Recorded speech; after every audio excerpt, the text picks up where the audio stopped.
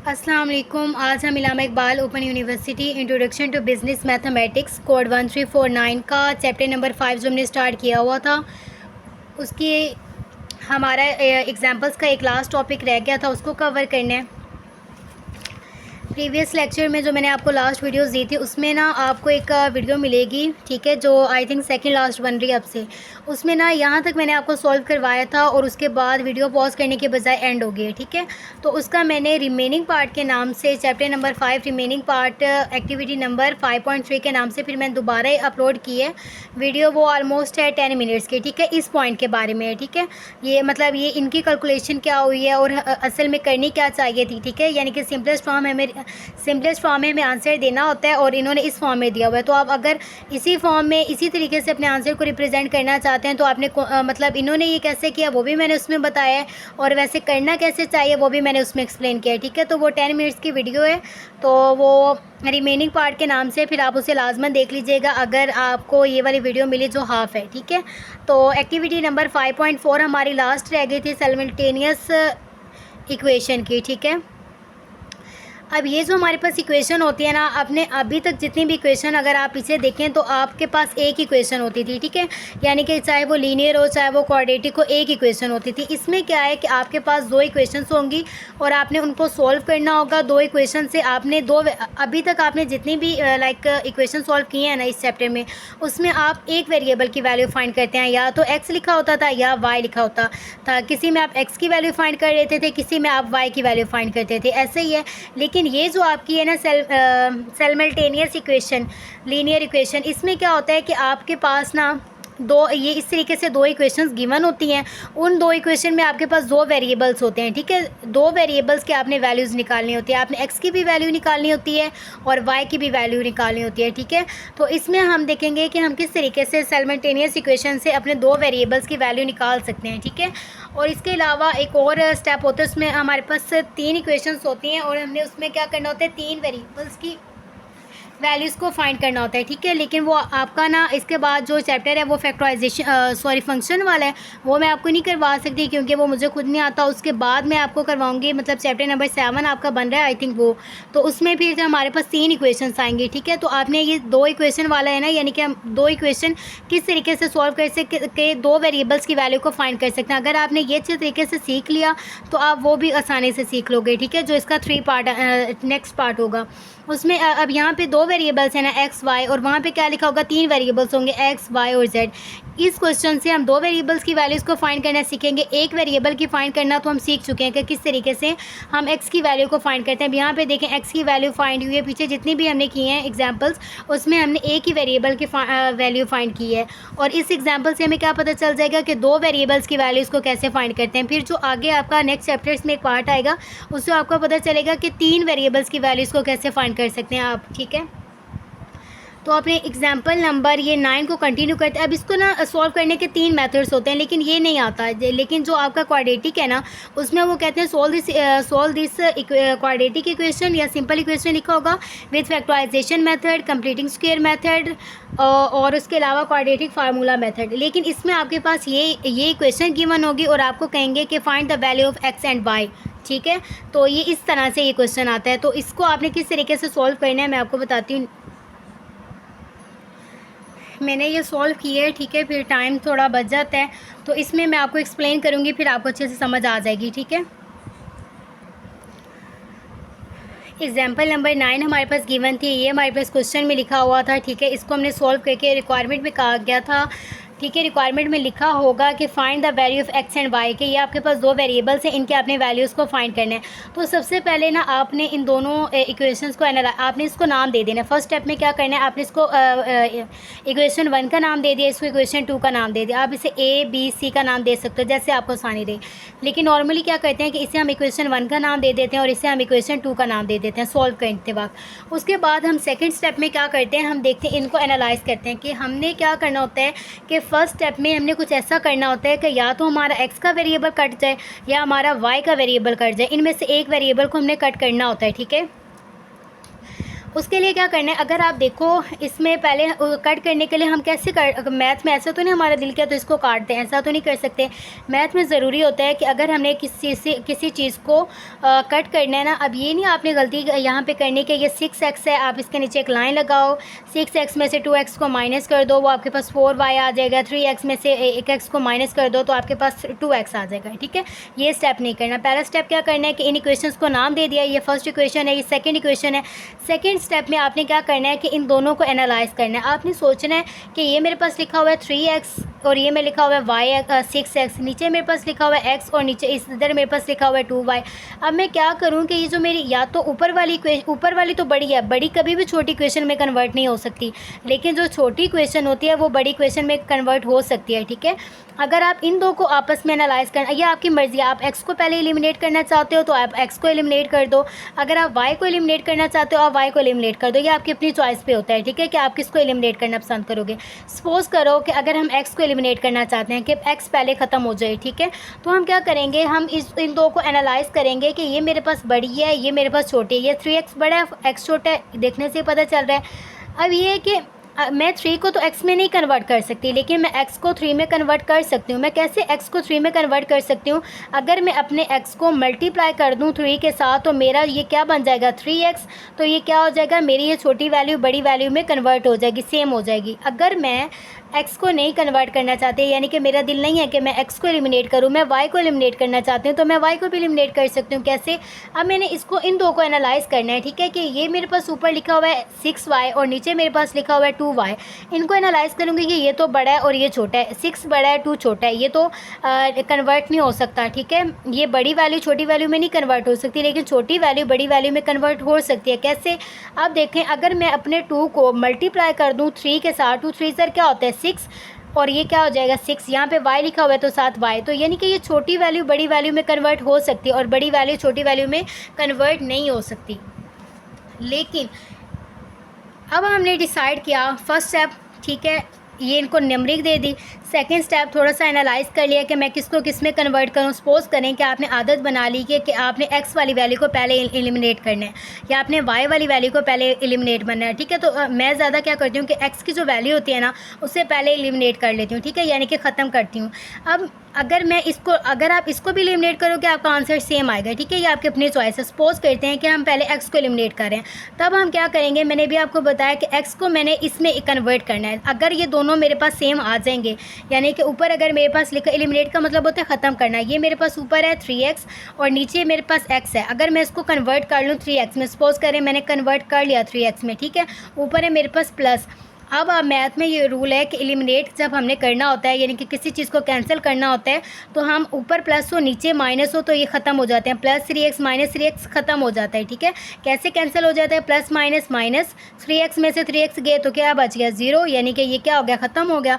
अगर यहाँ पे मेरे पास x है और नीचे भी मेरे पास x है, अगर यहाँ पे लिखा हुआ है माइनस और यहाँ पे लिखा हुआ है plus, minus plus minus, x में से x क्या 0, ये भी एलिमिनेट होगा। लेकिन अगर कहीं पे ऊपर लिखा हुआ है प्लस 3x, नीचे भी लिखा हुआ है प्लस 3x, तो ये आपस में एलिमिनेट नहीं हो सकते। क्यों एलिमिनेट नहीं हो सकते, एलिमिनेट होने के लिए साइन का ऑपोजिट होना ज़रूरी। अब यहाँ पे लिखा हुआ है प्लस और प्लस, प्लस प्लस क्या होता है प्लस, और 3x में 3x मुझे प्लस करना पड़ेगा, ये तो बन जाएगा 6x, ये तो एलिमिनेट ही नहीं हुआ। मुझे यहाँ पे इसको एलिमिनेट का मतलब है कि मुझे यहाँ पे इसको किसी ना किसी तरीके से ख़त्म करना है। तब मैं क्या करूँगी, मैं यहाँ पे सब्ट्रैक्शन का एक मेथड है, सेकंड पे लिखा भी हुआ है।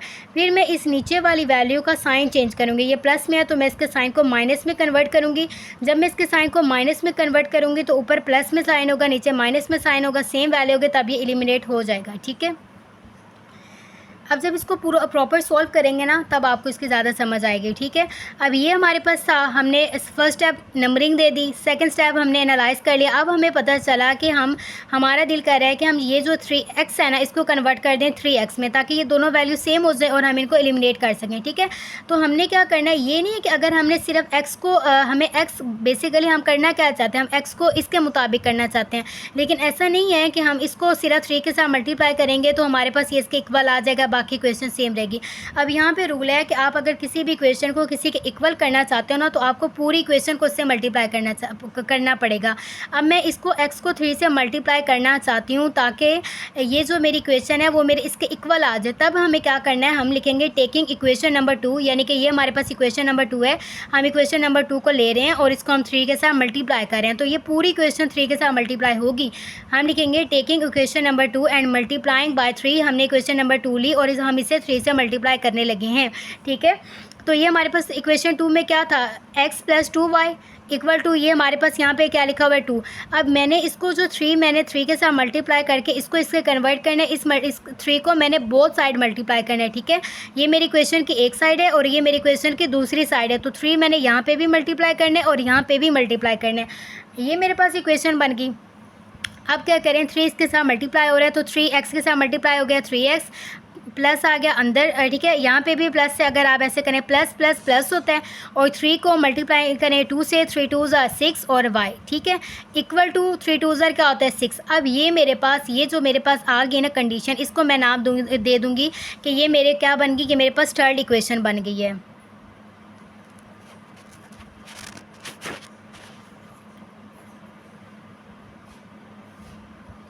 ठीक है, अब ये मेरे पास कौन सी इक्वेशन बन गई है, ये मेरे पास थर्ड इक्वेशन बन गई है। अब आप देखो, अब ये ना आप छोड़ दो कि आपके पास सेकंड इक्वेशन भी कोई चीज़ है। अब आपके पास, आपने सेकंड इक्वेशन को कन्वर्ट कर दिया 3 में, ठीक है। अब आप इस इक्वेशन को और इस जिसको आपने कन्वर्ट करके एक नई इक्वेशन बनाया, इसमें अगर आप देखो कि ये हमारे पास लिखा हुआ है 3x minus 6y is equal to 5। अब आप इसको छोड़ दो कि आपके पास ये इक्वेशन गिवन है। अब इसको, इस इक्वेशन को और इस वाली इक्वेशन को एनालाइज करो। यहाँ पे भी 3x है और यहाँ पे भी हमारे पास 3x आ गया ना, हमारी दोनों इक्वेशन में एक वैल्यू सेम आ गई।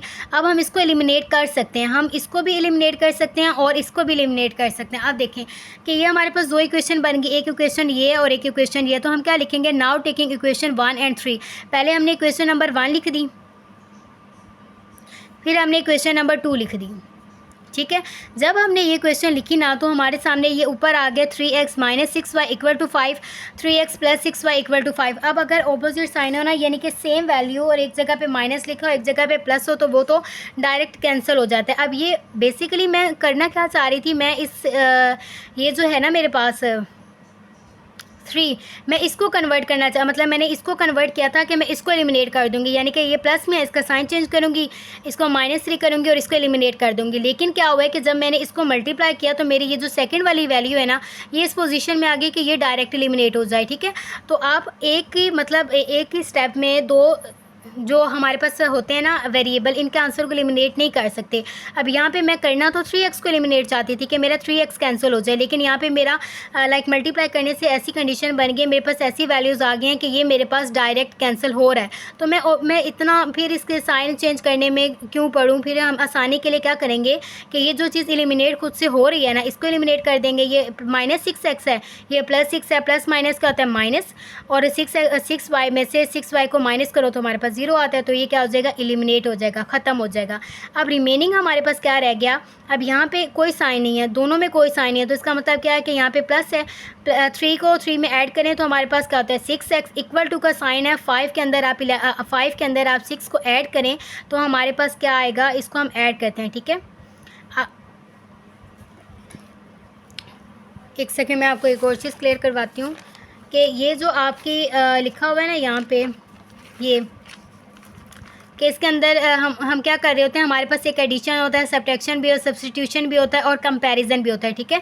कंपैरिजन क्या करना होता है, कंपैरिजन ये जो हमने 2 अपनी इक्वेशंस को कंपेयर किया, एनालाइज किया कि अच्छा इसको इसके इक्वल कर लूँ या इसको इसके इक्वल कर लूँ कि एक चीज़ मेरे पास एलिमिनेट हो जाए, ठीक है। और एडिशन क्या होता है, एडिशन ये चीज़ होती है जो अब हम करने लगे हैं ना कि इसको आपस में क्या कर देंगे, ऐड कर देंगे। हम इसको ऐड भी कर सकते हैं, माइनस भी कर सकते हैं, ये हमारी अपनी चॉइस है, लेकिन हमने जो भी करना है इन सबके साथ सेम करना है। ऐसा नहीं हम इन 2 को ऐड कर कर लें, इन दो को अपनी पसंद से माइनस कर लें।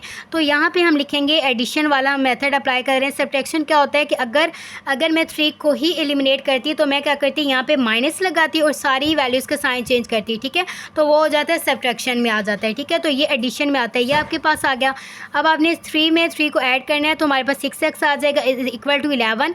अब ये हमारे पास x की वैल्यू हम फाइंड कर रहे हैं। x की वैल्यू यहाँ पे हम कैसे फाइंड करेंगे कि x इधर ही रह जाएगा, 11 अपनी जगह पे, 6 ये जो 6x है 6x के साथ मल्टीप्लाई हो रहा है, यहाँ के डिवाइड हो जाएगा। तो ये हमारे पास क्या बन जाएगा, 11/6 हमारे पास x की वैल्यू आ जाएगी, ठीक है। तो आप 11/6 भी x की वैल्यू को लिख सकते हैं। अगर आप 11/6 नहीं लिखना चाहते, आप इस आंसर को पॉइंट में भी लिख सकते हैं। तो आप इसे, आप देखिए ये 1.8 है ना, तो आप इसे 1.8 भी लिख सकते हैं। अब यहाँ पे ख़त्म हो गया। उसके बाद देखिए ये हमारे पास एक वेरिएबल की वैल्यू आ गई। जब हमारे पास एक वेरिएबल की वैल्यू आ जाती है ना, तो दूसरी की वैल्यू हम आसानी से निकाल सकते हैं। अब जब आपके पास x की वैल्यू आ गई है ना, अब हमारे पास क्या, now x equal to 11/6 putting equation 1। अब आपके पास 3 इक्वेशंस हैं, पहली, दूसरी, तीसरी। 3 इक्वेशन कौन सी, ये पहली है, ये दूसरी है और यहाँ पे तीसरी है, ये 3 इक्वेशन है। अब आपके पास जो x की वैल्यू आई है ना, आप चाहे अपनी मर्ज़ी से इक्वेशन 1 में पुट करो, 2 में पुट करो, 3 में पुट करो, आपके पास आंसर हमेशा सेम आएगा, ठीक है। हमारे पास जब एक वेरिएबल की वैल्यू आती है ना, उसे हम जब दूसरी इक्वेशन में पुट करते हैं, चाहे किसी में भी पुट कर लें, जो हमारे पास इक्वेशन ऊपर हम बना चुके होते हैं, तो हमारे पास दूसरे वेरिएबल की भी वैल्यू आ जाती है, ठीक है। और जब हमारे पास 2 वेरिएबल की वैल्यू आ जाती है, फिर हम किसी इक्वेशन में पुट करते हैं, तो हमारे पास तीसरे वेरिएबल की भी वैल्यू आ जाती है, ठीक है। यहाँ पे उन्होंने सिर्फ हमें x और y की वैल्यू फाइंड करने के लिए कहा है। अब ये हमारे पास है x इक्वल टू 11/6। अब मैं क्या कर रही हूँ, मैं इसको इक्वेशन नंबर 1 में पुट कर रही हूँ, ठीक है। आप अपनी पसंद से कहीं पे भी पुट कर लो, ठीक है, आपका आंसर सेम आएगा। ये हमारे पास इक्वेशन नंबर 1 लिखी हुई है, मैंने इक्वेशन नंबर 1 में पुट करने लगी हूँ। अब यहाँ हमारे पास x, यहाँ पे x क्यों लिखा था, क्योंकि हमें x की वैल्यू का नहीं पता था कि x की वैल्यू कितनी है। अब तो हमें x की वैल्यू पता चल गई है ना कि x की वैल्यू कितनी है, 11/6। अब जहाँ जहाँ पे x लिखा हुआ है ना, आपने वहाँ पे x नहीं लिखना, आपने उसमें x की वैल्यू लिखनी है, ठीक है। तो यहाँ पे 3 है, 3 लिखेंगे, x नहीं लिखेंगे। x की वैल्यू हमारे पास क्या, 11/6, ठीक है। अब मैंने ये क्वेश्चन लिया, अब यहाँ पे x की वैल्यू मैंने पुट की 11/6 -6। अब ये y है, y को मैं एज इट इज़ y ही लिखूँगी, क्यों, क्योंकि मेरे पास सिर्फ x की वैल्यू है, y की वैल्यू तो अब मैं फाइंड करने लगी। इक्वल टू 5 और नीचे भी 5 आ गया। बस क्या चेंज आई है कि मैंने यहाँ पे x की वैल्यू मुझे पता नहीं थी, मैंने यहाँ पे x लिखा हुआ था। अब मुझे x की वैल्यू पता चल गया, तो हम यहाँ पे x की वैल्यू लिखेंगे, ठीक है। अब हम क्या करेंगे कि इसको 3 को मल्टीप्लाई, अब 3 मल्टीप्लाई हो रहे हैं इससे, तो 3 1 ज़ा 3, 3 1 ज़ा 3, 3 को 11 से मल्टीप्लाई करेंगे तो हमारे पास आएगा 33, नीचे आएगा 6 -6y एज इट इज़ आ जाएगा, 5 एज इट इज़ आ जाएगा, ठीक है। अब आपके पास ये कंडीशन बन गई है, ये आपके पास पीछे लिखा हुआ था, ये आपके पास लास्ट कंडीशन बनी थी। इसमें क्या करें कि जब आपको पता है मैथ में जब हमारे पास ऐसी कंडीशन होती है, तो हम क्या करते हैं मैथ में, लाइक अगर ऐसे लिखा 1/2 -5/6, तब हम क्या, इक्वल टू 10, इस तरीके से कुछ लिखा हो हमारे पास,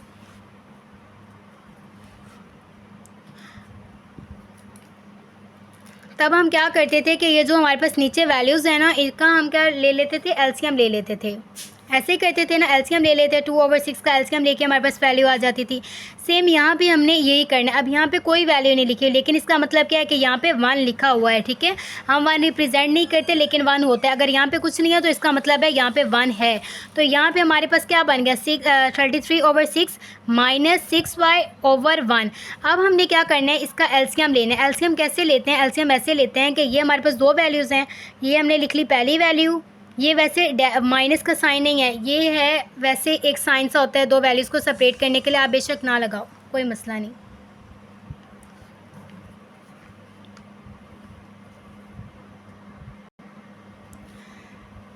ये एक वैल्यू है, दूसरी वैल्यू हमारे पास क्या है, 1। इन दोनों का हम एलसीएम लेना चाहते हैं। तो देखिए 1 किसके टेबल पे है, पहले छोटे टेबल से स्टार्ट करते हैं। 1 किसके टेबल पे आता है, 1 के टेबल, ये मैं एलसीएम का तरीका आपको बता रही हूँ। 1 किसके टेबल पे आता है, 1 1 ज़ार 1 होता है, ये 1 के टेबल पे आता है और कोई टेबल नहीं है जिस पे ये आए। और 1 6 ज़ार 6 होता है, ऐसे ही है।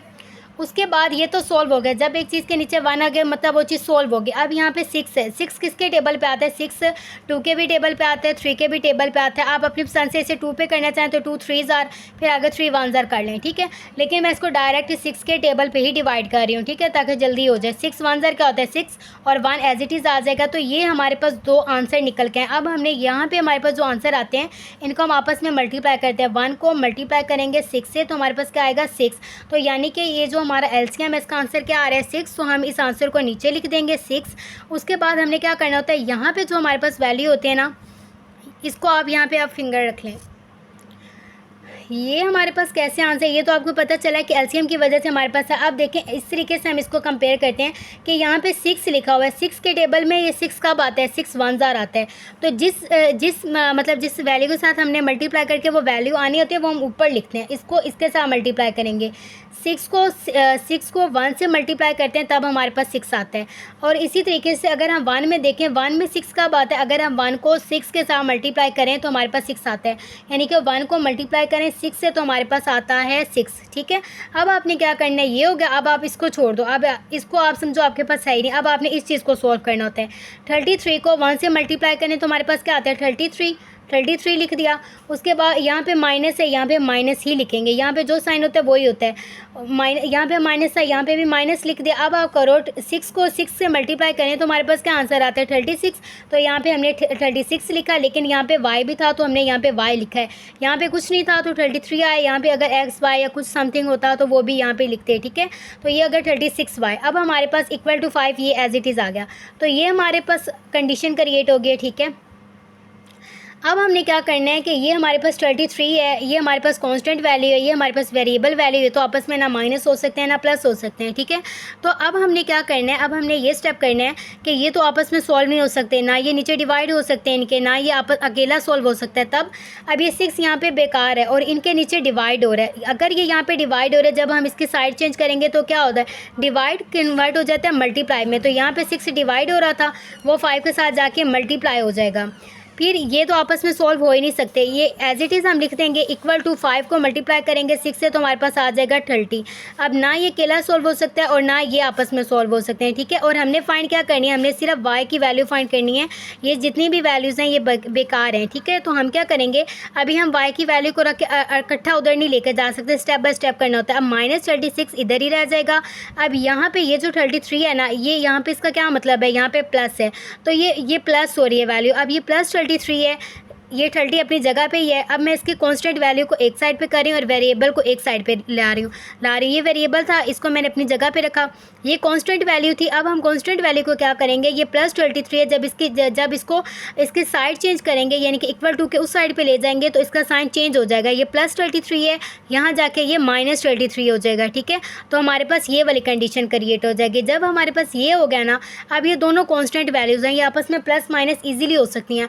अब आप 30 में से 33 को माइनस करें तो हमारे पास -3 आता है, ठीक है। 30 में से 33 को हम जब माइनस करते हैं ना तो हमारे पास देखिए -3 आंसर आ रहा है। तो -3 आ गया और ये 36 को अकेला सॉल्व नहीं हो सकता, ये एज इट इज़ आ गया। अब हमारे पास ये वाली कंडीशन क्रिएट होगी। अब यहाँ पे हमने क्या करना है कि हम बेसिकली फाइंड क्या कर रहे हैं, हम y की वैल्यू को फाइंड कर रहे हैं। तो y की वैल्यू के लिए y अपनी जगह पे रह जाएगा। उसके बाद यहाँ पे जो -36 है ना, ये y के साथ क्या हो रहा है, मल्टीप्लाई हो रहा है। तो ये -3 अपनी जगह पे ही है, ठीक है। अब ये -36 है, इसकी जब साइड ये इसके साथ मल्टीप्लाई हो रहा है तो यहाँ जाके क्या हो जाएगा, डिवाइड हो जाएगा। अब ये जो माइनस में या मल्टीप्लाई में होते हैं ना, ये मतलब प्लस में है तो प्लस में अगर कोई चीज़ है वो वहाँ जाके माइनस में चली जाएगी। माइनस में कोई वैल्यू है वो कन्वर्ट होके प्लस में कन्वर्ट हो जाएगी। अगर कोई डिवाइड में है तो वो क्या हो जाएगा, मल्टीप्लाई में कन्वर्ट हो जाएगा। अगर कोई चीज़ मल्टीप्लाई में है तो वो डिवाइड में कन्वर्ट हो जाएगी, ठीक है। और अगर कोई चीज़ इस फॉर्म में है तो वो आप किस में हो जाएंगी, इस चीज़ में कन्वर्ट हो जाएंगी, ठीक है। तो यहाँ पे ये -36 है। अब ऐसा नहीं है कि यहाँ पे ये -36 है तो वहाँ जाके +36 हो जाएगा, नहीं। डिवाइड में और मल्टीप्लाई में जो वैल्यू एज इट इज़ होती है उसको एज इट इज़ ही लिखते हैं। बस क्या होता है, अब ये मल्टीप्लाई हो रहा था तो हमने इसको डिवाइड में कन्वर्ट कर दिया, लेकिन इसका साइन जो इसके साथ लगा हुआ है वो इसका साइन रहेगा, ठीक है। तो ये -36 है, यहाँ जाके भी ये -36 ही रहेगा, बस ये क्या था मल्टीप्लाई हो रहा था और यहाँ के क्या हो गया डिवाइड। अब आपने क्या करना है, y की वैल्यू हम किस तरीके से फाइंड करेंगे, ऊपर आ गया -3 नीचे आ गया -36, माइनस माइनस हमेशा कैंसिल होता है, ठीक है, मैथ का ये रूल है, ऊपर भी माइनस है नीचे भी माइनस है, माइनस माइनस कैंसिल हो गया। फिर हमारे पास क्या रिमेनिंग रह गया, ऊपर रह गया 3 नीचे रह गया 36। अब आप इसकी कटिंग करें, 3 और 36 को डायरेक्ट कैलकुलेट कर लें, डायरेक्ट डिवाइड कर लें या कैलकुलेटर पे या कटिंग कर लें जो मर्जी, तो हमारे पास क्या आंसर आ रहा है 1/12। तो ये हमारे पास आ गया 1/12, तो y इक्वल टू 1/12, यानी कि हमारे पास y की वैल्यू भी 1/12 आ गई, ठीक है। क्वेश्चन की रिक्वायरमेंट क्या है कि find the value of x and y, अगर वो नहीं भी लिखते और आपके पास ये क्वेश्चन गिवन है जिसके अंदर x लिखा हुआ है और y लिखा हुआ है, तो आप समझ जाएं कि इसमें आपने x की भी वैल्यू फाइंड करनी है और y की भी वैल्यू फाइंड करनी है। अगर किसी क्वेश्चन में सिर्फ x यूज़ हुआ है तो इसका मतलब है आपने x की वैल्यू फाइंड करनी है, ठीक है। अब आपने x की भी वैल्यू फाइंड कर ली, y की भी वैल्यू फाइंड कर ली, x का आंसर आया 11/6 और y का आंसर है 1/12। अब ये यहाँ तक आपका ये जो क्वेश्चन नंबर है ना, एग्जाम्पल का ये जो क्वेश्चन है वो कंप्लीट हो गया, ठीक है। लेकिन हम इसकी वेरिफिकेशन भी कर सकते हैं कि आया जो हमने 6x का आंसर निकाला है या y का आंसर निकाला है वो ठीक भी निकाला है कि नहीं। अब यहाँ पे फिर आपके पास चॉइस है कि आपने इसका जो आंसर निकाला है ना दोनों वेरिएबल्स का, ये आप किसी भी इक्वेशन में पुट कर लें, आपका आंसर सेम आएगा, ठीक है। अब यहाँ पे किसी भी क्वेश्चन का मतलब ये है कि अगर आप अपने इस आंसर को यानी कि x और y की जो वैल्यूज़ आपने निकाली हैं, अगर आप इस इक्वेशन में पुट करें, ये जो क्वेश्चन नंबर 1 है, तो आपका आंसर लाजमन 5 के इक्वल आना चाहिए। अगर आप इस इक्वेशन में पुट कर रही हैं तो आपका आंसर लाजमन है कि 2 के इक्वल आना चाहिए। अगर आप इस इक्वेशन में यानी कि 3 में पुट करना चाह रही हैं जो हमने खुद कन्वर्ट करके बनाई थी, तो आपका आंसर लाजमन 6 में आना चाहिए, ठीक है। अगर इसमें आपका आंसर 5 के इक्वल, इसमें पुट करने से आंसर 5 के इक्वल आ जाए, इसमें पुट करने से आंसर 2 के इक्वल आ जाए, इसमें पुट करने से आंसर 6 के इक्वल आ जाए, तो इट्स मीन आपने जो ये वैल्यूज़ x और y की फाइंड किए हैं ना वो बिल्कुल सही किए हैं। तो अगर हम इन तीनों को देखें तो ये ज़्यादा आसान लग रही है, तो हम क्या करेंगे अपने आंसर को इसमें पुट करके देख लेते हैं। अगर हमारा इसमें आंसर पुट करने से 2 के इक्वल आ जाता है तो इट्स मीन हमने जो ये दोनों वैल्यूज़ फाइंड किए हैं वो बिल्कुल ठीक है। x की वैल्यू हमारे पास क्या निकली थी 11/6 प्लस ये 2 आ जाएगा, y की वैल्यू हमारे पास, अब ये जो हमारे पास आंसर आया है ना ये सिंपल y का, ये 2y का नहीं है, तो 2 अपनी जगह पे एज इट इज़ आएगा। y का आंसर हमारे पास क्या है 1/12 इक्वल टू 12। अब आपने क्या करना है, अब ये क्या हो गया 11/6 एज इट इज़ रहेगा, 2 1 ज़ा 2 और नीचे आ जाएगा 12 इक्वल टू 2। अब हम नीचे वाली वैल्यूज़ का एलसीएम लेंगे, 6 और 12 का हम एलसीएम लेंगे, ऐसे 6 1 ज़ा 6, 6 2 ज़ा 12, 2 1 ज़ा 2 और ये क्या आ गया हमारे पास जो आंसर 2 × 6 या 6 × 2 हमारे पास क्या आ गया 12 आ गया नीचे। अब 6 का 12 होता है, 6 को अगर हम 2 से मल्टीप्लाई करें तो 12 आता है, 12 को 1 से मल्टीप्लाई करें तो 1 आता है। अब ऊपर वाली वैल्यूज़ को मल्टीप्लाई करेंगे, 11 को 2 से मल्टीप्लाई किया तो 22, इस यहाँ पे प्लस है तो यहाँ पे प्लस, यहाँ पे 2 को 1 से मल्टीप्लाई किया 2, जैसे सेम यहाँ ऊपर किया था ना, यहाँ पे किया था एलसीएम लिया था, सेम यहाँ पे भी वही एलसीएम ले रहे हैं उसी तरीके से। और हमेशा एलसीएम का ये तरीका होता है चाहे आप किसी भी जगह पे ले रहे हो, ठीक है। तो यहाँ पे हमारे पास क्या बन गया 22 + 2, ये दोनों कांस्टेंट है आपस में ऐड हो सकते हैं। 22 में 2 को ऐड किया 24 और नीचे 12 आ गया। 24 और 12 को आपस में इनकी कटिंग करेंगे, इसको डायरेक्ट कैलकुलेट कर लें तो आपके पास आंसर आएगा 2, ठीक है। तो अगर हम इसको करके देखते हैं कि अगर हम 24 को 12 डिवाइड कर दें 12 पे तो हमारा आंसर क्या आता है 2। तो यानी कि यहाँ पे हमारे इनको डिवाइड करने से आंसर क्या आ गया 2 और यहाँ पे आना क्या चाहिए था आंसर 2, तो यहाँ पे 2 इक्वल टू 2, यानी पे हमारे ये जो क्वेश्चन है ये हमने वैल्यूज़ फाइंड किए हैं वो वेरीफाइड हैं, ठीक है। यहाँ पे इस तरीके से आपने मैथ में हमेशा अपने हर क्वेश्चन की वेरिफिकेशन लाजमन करनी है, क्योंकि साइन के साथ भी ऐसा होता है कि कहीं हम गलती से साइन, अब अगर यहाँ पे -36 है, अब यहाँ पे +36 लिख देते तब भी आपका आंसर पूरा चेंज होना था। लेकिन अगर आप वेरिफिकेशन कर लेते तब आपको पता चल जाना था कि कोई ना कहीं मैंने मिस्टेक की है, क्योंकि मेरे पास वैल्यूज़ सेम नहीं आई, ठीक है। तो यहाँ पर जो आपकी एग्ज़ाम्पल नंबर 9 है ना वो भी कंप्लीट हो गई है और ये पेपर में आती है, यानी कि ज़रूरी नहीं कि यही वाली आ जाए, लेकिन इस तरीके से आपके पास 2 इक्वेशंस आएंगे और आपको कहा जाएगा x और y की वैल्यूज़ फाइंड करें, तो आपने इसी तरीके से वैल्यूज़ फाइंड करनी है। अब ये आपके एग्जाम्पल नंबर 10 है, ठीक है। मैंने एग्जाम्पल नंबर 1 को डिटेल से बताया तो इसको थोड़ा जल्दी में बताऊंगी। 2 इक्वेशंस गिवन है, सबसे पहले नंबरिंग दे दी, ये 1 है ये 2 है। अब इसको एनालाइज़ किया, ये मेरी इक्वेशन छोटी है, ये मेरी इक्वेशन बड़ी है। मैं चाहे तो x को 3x में कन्वर्ट कर सकती हूँ, चाहे तो मैं 2 को 6 में कन्वर्ट कर सकती हूँ, ठीक है। अगर हम सपोज करें कि इक्वेशन नंबर 1 को हम मल्टीप्लाई, अगर हम इक्वेशन नंबर 1 यानी कि x को अगर हम 3x में कन्वर्ट करना चाहते हैं तो हम क्या करेंगे, अपने x को अगर हम मल्टीप्लाई करें 3 से तो ये क्या बन जाएगा, 3x हो जाएगा। तो हम क्या करेंगे, इस पूरी इक्वेशन को 3 से मल्टीप्लाई करेंगे, ठीक है। Taking equation 1 and multiplying by 3 heading देंगे और अपनी पूरी इक्वेशन को, और मैंने आपको बताया कि सिर्फ उस एक वैल्यू को हम कन्वर्ट नहीं करते बल्कि फिर हमें दोनों इक्वेशन की बोथ साइड्स को कन्वर्ट करना पड़ता है, ठीक है। इक्वेशन की एक साइड हमारे पास क्या है, x+2y और दूसरी साइड क्या है 6। तो ये साइड भी 3 से मल्टीप्लाई होगी और ये वाली साइड भी 3 से मल्टीप्लाई होगी। फिर जब 3 को x से करेंगे तो 3x plus 3 2 6y equal to 6 क्या होता है 18।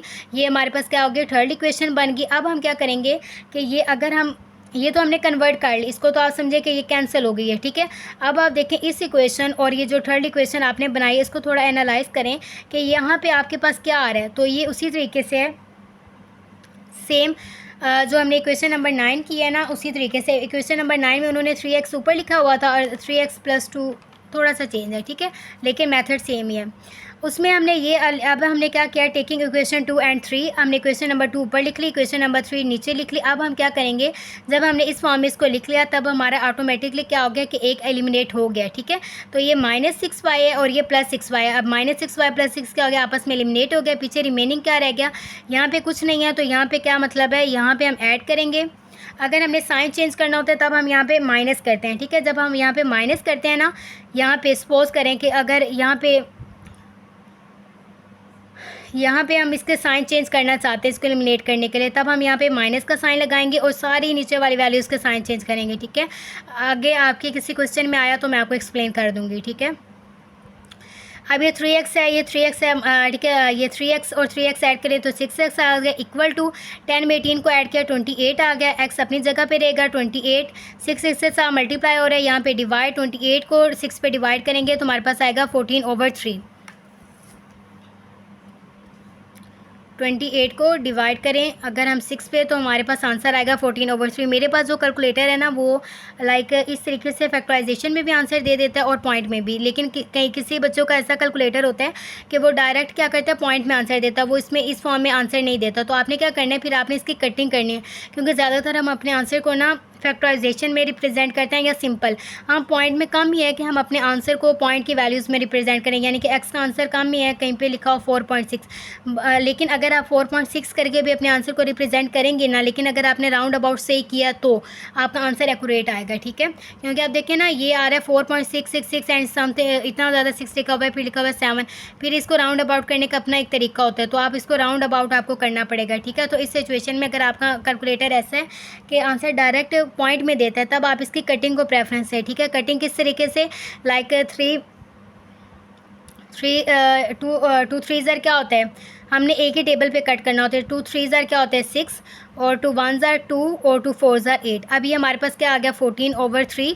अगर अब ये 14/3 को मैं मज़ीद कट करना चाहूँ तो मैं मज़ीद कट नहीं कर सकती, क्योंकि अगर मैं इसको मज़ीद इसकी कटिंग करने की कोशिश करूँगी तो ये मेरा आंसर क्या हो जाएगा, पॉइंट में चले जाएगा, और पॉइंट में आंसर देने से हमने अवॉइड करना है, ठीक है।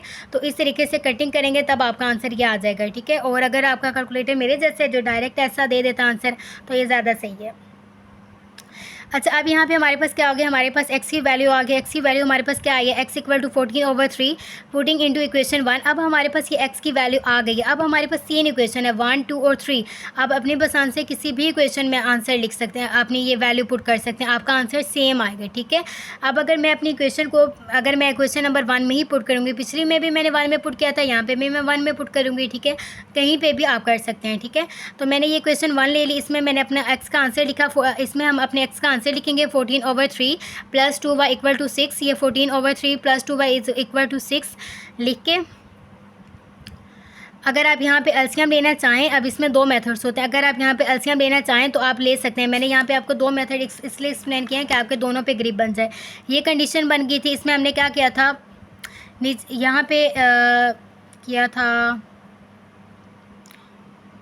यहाँ पे ये हमारे पास यहाँ पे कुछ भी नहीं था, हमने यहाँ पे वंस पोज किया और नीचे क्या ले लिया, इनका एलसीएम, और एलसीएम के मेथड से हमने इसे सॉल्व किया। आप ये वाला मेथड भी कर सकते हो।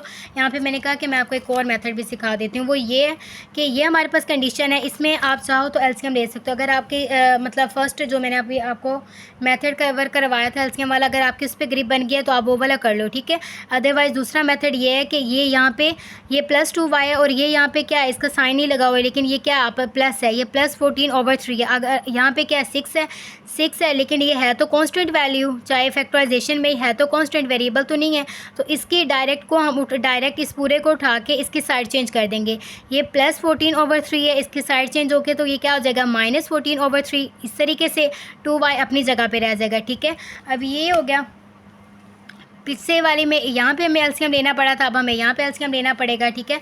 अब ये 2y अपनी जगह पे है, इसका हम एलसीएम लेंगे। यहाँ पे अब हमारे पास क्या लिखा हुआ है, 6 - 14/3। 6 के नीचे कुछ नहीं है तो मतलब क्या है, नीचे है 1, ठीक है। अब इसका एलसीएम ले लें। एलसीएम इस तरीके से 1/3, 1 अपने टेबल पे ही आएगा, और 1 3 ज़ार 3 होता है, और उसके बाद क्या होता है 3 1 ज़ार 1, और ये दो आ गया। 1 को मल्टीप्लाई कर दें 3 से तो हमारे पास क्या आंसर आ जाएगा 3। तो एलसीएम का आंसर क्या आ गया 3। अब आप देखें, इसको कंपेयर करें, 1 के टेबल में 3 कब आता है, अगर हम 1 को 3 से मल्टीप्लाई कर दें। 3 के टेबल में 3 कब आता है, अगर हम 3 को 1 से मल्टीप्लाई करें, ठीक है। अब यहाँ पे 6 को 3 से मल्टीप्लाई करें तो 18, यहाँ पे माइनस है तो यहाँ पे भी माइनस, 14 को 1 से मल्टीप्लाई करें तो 14, 18 में से 14 को माइनस करें तो 4, उसके अलावा 3 एज इट इज़ आ गए, ठीक है। अब ये हमारे पास आ गया। अब हम यहाँ पे y लिखेंगे, क्योंकि इससे मल्टीप्लाई हो रहा है तो यहाँ जाके डिवाइड। अब यहाँ पे ऑलरेडी डिवाइड में एक वैल्यू है, यहाँ पे हम डायरेक्ट इसके नीचे नहीं, अब यहाँ पे हमने डिवाइड करना है ना। अगर हम इसे आप अकेला सॉल्व करना चाहें नहीं कर सकते, क्योंकि ये मज़ीद कट नहीं होता, ये आपस में मल्टीप्लाई नहीं होते, तो इसकी साइड चेंज करना मजबूरी थी। तो यहाँ पे ये 2 इसके साथ मल्टीप्लाई हो रहा है, यहाँ पे मैंने इसको डिवाइड करना। अब ऐसा नहीं है कि यहाँ एक वैल्यू, इसमें एक वैल्यू ऑलरेडी डिवाइड में है, अब मैं दूसरी वैल्यू को ऑलरेडी यहाँ पे लिख दूँ, ऐसे कर दूँ, तो ये क्या बन जाएगा, ये इस तरीके से बन जाएगा 4/3/2। कभी ऐसा आपने मैथ में कोई देखा है कि ऐसी कोई वैल्यू लिखी हो, तो ये इसका गलत तरीका है, ठीक है। ऐसे हम नहीं करते, बेसिकली करना हमने डिवाइड ही है, लेकिन हम इस तरीके से मैथ में अपने आंसर नहीं लिख सकते वैल्यूज़ को। तो हम क्या करेंगे, क्योंकि यहाँ पे ऑलरेडी एक वैल्यू डिवाइड में है, तो हम यहाँ पे डिवाइड का साइन लगाएंगे और यहाँ पे लिख देंगे 2, और इसका जब हम डिवाइड के साइन को कन्वर्ट करते हैं तो वो डिवाइड का साइन क्या हो जाता है, मल्टीप्लाई में कन्वर्ट हो जाता है, ठीक है। उसके बाद यहाँ पे डिवाइड में यहाँ पे कुछ नहीं है, तो यहाँ पे क्या 1 है, तो यहाँ पे 1 जब मल्टीप्लाई में हम डिवाइड के साइन को कन्वर्ट करते हैं तो वो वैल्यूज़ क्या हो जाती हैं, चेंज हो जाती हैं, ठीक है। नीचे वाली वैल्यू ऊपर और ऊपर वाली वैल्यू नीचे चली जाती है, ठीक है। तो यहाँ पे क्या हो जाएगा 1/2 हो जाएगा, तो ये हमारे पास कंडीशन हो जाएगी। अब आप कटिंग करना चाहें तो 2 1 ज़ार 2 और 2 2 ज़ार कर लें 4, इस तरीके से भी कर सकते हैं। अगर नहीं करना चाहते तो आप इस तरीके से करें, 4 को 1 से मल्टीप्लाई किया तो 4, 3 को 2 से मल्टीप्लाई किया तो 6, और ये क्या कट किया तो ये आ गया 2, और इसको कट किया तो ये आ गया 3। 2/3 हमारे पास आंसर आ गया, तो y की वैल्यू क्या आ गई 2/3। अब यहाँ पे हमारे पास x का आंसर क्या हो गया 14/3, और y का आंसर क्या हो गया 2/3। अब ये हमारे पास आंसर आ गया। अगर हम इसकी वेरिफिकेशन करना चाहते हैं तो हम इसकी वेरिफिकेशन कर सकते हैं। हमारे पास 3 इक्वेशन हैं, आप किसी भी इक्वेशन में इस आंसर को x और y के आंसर को पुट करें, आपके पास आंसर सेम आएगा। अगर आप इक्वेशन 1 में पुट करेंगी तो आपका आंसर लाजमन है कि 6 के इक्वल आना चाहिए, 2 में करेंगे तो 10 के इक्वल आना चाहिए, अगर आप 3 क्वेश्चन में पुट करें तो लाजमन है कि आपका आंसर 18 के इक्वल आना चाहिए। अब हम क्या करते हैं कि हम अपने आंसर को इक्वेशन नंबर 1 में पुट करके देखते हैं कि क्या हमारा आंसर 6 के इक्वल आ रहा है। तो हमारे पास इक्वेशन नंबर 1 ये है, x की जगह पे हम क्या लिखेंगे 14/3 प्लस 2 एज इट इज़ आ जाएगा। y का आंसर क्या है 2/3 एज इट इज़ 2/3 पुट किया इक्वल टू 6। अब ये क्या हो गया 14/3 प्लस 2 2 ज़ार 4, 3 इक्वल टू 6, नीचे ले लिया। एलसीएम सेम वैल्यूज़ है तो सेम आंसर आता है एलसीएम का। अदरवाइज़ अगर आप लेना चाहें तो इस तरीके से आप देखें 3 1 ज़ार 3, 3 1 ज़ार 3, तो ये क्या आ गया 3, तो यहाँ पे 3 लिख दिया। अब यहाँ पे हमारे पास 3 के टेबल पे 3 कब आता है, अगर हम 1 से मल्टीप्लाई कर दें। यहाँ पे 3 है और यहाँ पे भी 3 है, 3 के टेबल में 3 कब आएगा, जब हम इसे 1 से मल्टीप्लाई करेंगे। तो 14 को 1 से मल्टीप्लाई किया तो 14, यहाँ पे प्लस है तो यहाँ पे भी प्लस, 4 को 1 से मल्टीप्लाई किया तो 4, और 14 में 4 ऐड किया तो हमारे पास 18, और नीचे आ गया 3 इक्वल टू 16।